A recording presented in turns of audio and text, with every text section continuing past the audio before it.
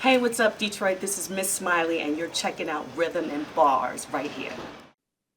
Like I'm from the real Detroit, like all the back blocks, like people I know. Yo, what up, though? It's your boy SupaEmcee. We live for the DJs and Legends editions of Rhythm and Bars. We standing here with the legendary Detroit DJ Butter. What's up, DJ Butter? What up, though? So what's been popping with you, Butter? Oh man, we just been promoting this new album, Piece of the Action. Got you on here. Okay. We got Cool G rappers on here, Guilty Simpson, Corrupt.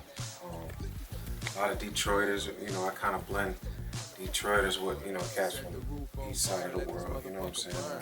I kind of pushed it the whole Detroit brand, you know, one package. Okay, that's what's up, man. So, what was it like coming up in the game, being a DJ in Detroit? It's 2016, so we're gonna go back, you know, a couple years, let's say, early 90s. You know what I'm saying? What was it like coming up in the game, being a DJ? Well, back then you had like 12 Tech Mob, Drunken Master, a lot of them guys. You had the DJ side, the skills, and then you had the mixtape side. You know, when the record stores was really like carrying mixtapes, you know, and I was learning both, like, you know, calling Lynn Swan. Tell them what's the difference between those two DJs that you explained. Well, basically, Drunken Master, he was like a movement, and 12 Tech Mob, they was like the turntablist, you know what I'm saying? Like, Drunken Master, he was like it was a platform, like back then he was getting exclusive Death Row records and then premiering Detroit artists in there on his tapes and selling them at the titty bars and stuff like that. But that was like a platform to sneak Detroit into, you know, into the music, and you know, and I learned from both, you know what I'm saying? Just to watch Drunken Master hustle and Lynn Swan and Shotgun and Riff, just to call them up and just to hear what's, you know, how's that scratch technique. Let me hear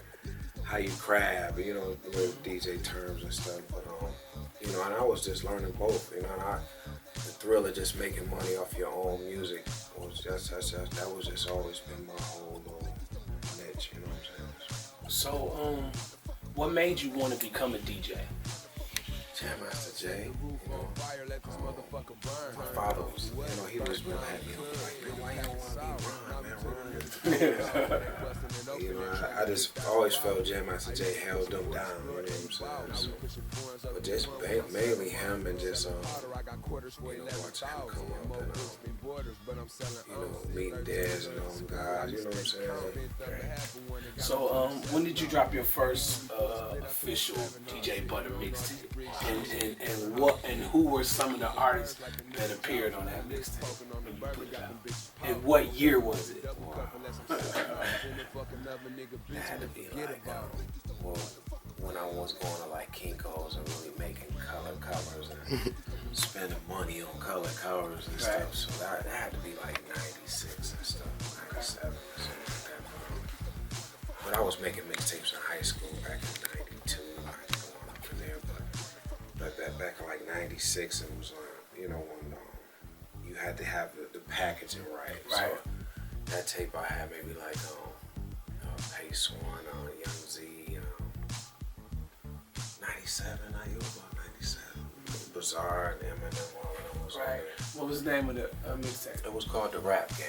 Rap Game. Okay. I still got some cassettes. I had actually pressed it up, you know, and I found out, you know, how to press up tapes in Canada, you know, put your names on them and stuff like that. So how many mixtapes do you have total. Wow. Just man, I got hundreds of titles, man. You know, just so many. You know, best ofs. We was doing like a lot of best ofs. I just, you know, I go out one day and just go to every record store in the city and build relationships, and I say, let me go buy every Tupac record I can and just meet the people at the record store just to let them know I'm gonna support you, you support me. And I'll make a Tupac mix and I'll come back to the store and sell them the tape, you know what I'm saying? So, who are some of the artists that you have performed with or opened up for or may have DJ for? I DJ for the Dipset, Super Bowl, Detroit had a Super Bowl here. Street Wars was there. Max B when he was here. Esham took me like to like 19. We went to like 19 shows, like all around the world, and it was so crazy. One show we had, the stage was so wet, and I set up my turntables and stuff, but the stage was just soaking wet, and the table hit the floor. Now my turntables hit the floor and everything, so it was just a bunch of crazy white kids. We was like in Colorado, they was gangbanging and all that stuff. They was saying, kill the DJ.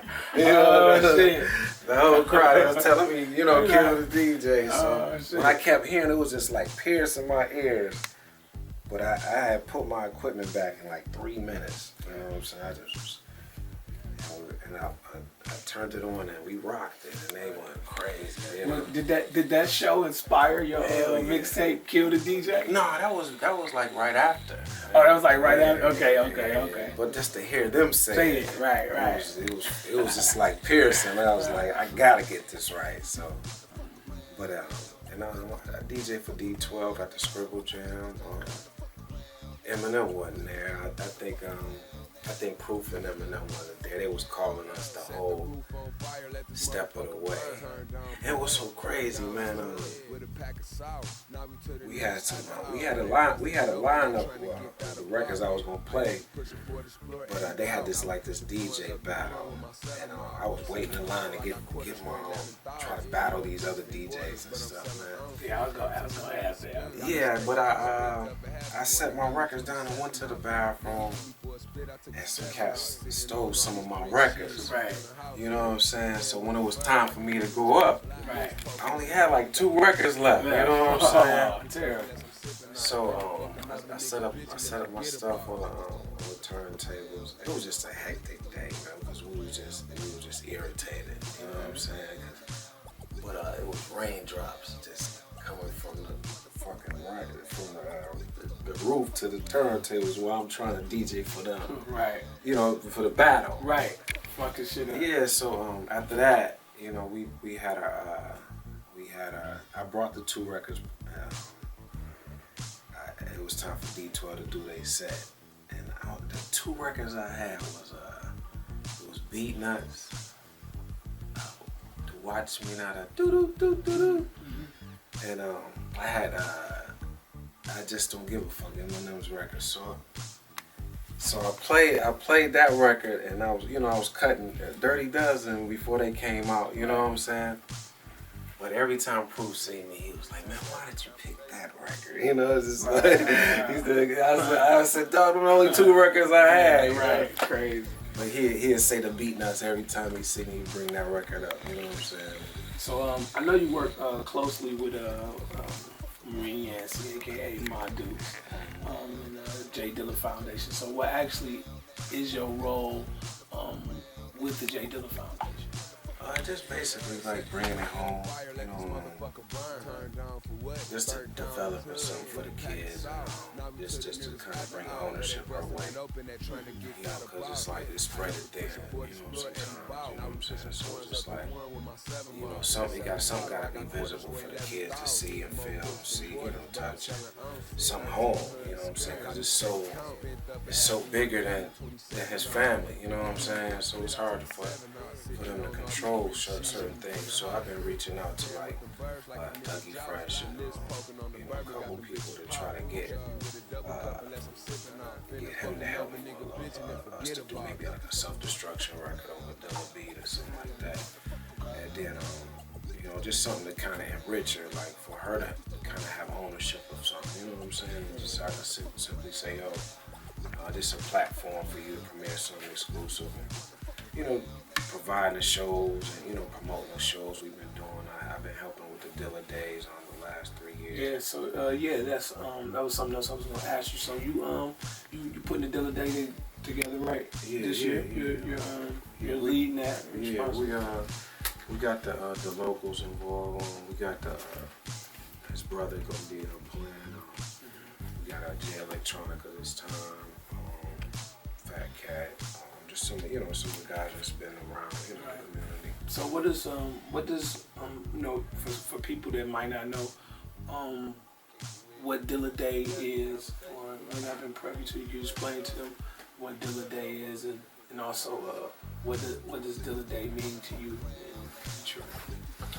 It's just a day that's an acknowledgement. I mean, it's worldwide, so home is like is real special because his body is not here. You know what I'm saying? So, and that's what I just really want the presence felt, man. Because every time I seen Dilla, he kept me on my toes. It was just like, we had the thing where we just be like, yeah, keep doing your thing. So that keep me motivated. So I gotta keep bringing something to the table for the city. So you a part of the Dilla Youth Day as well? Yeah, Piper. And I'm DJing at 16. His daughter's 16th birthday party. Okay, that's what's up.